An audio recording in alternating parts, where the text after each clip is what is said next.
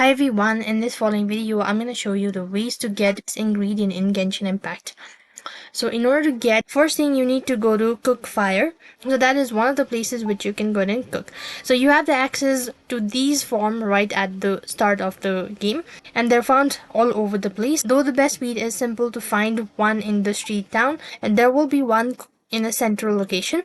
So interact with the cooking pot, text into a menu used for cooking Genshin Impact cooking mechanism. From within this menu, you can take across the right to the tab within the icon that features will look like a chilies.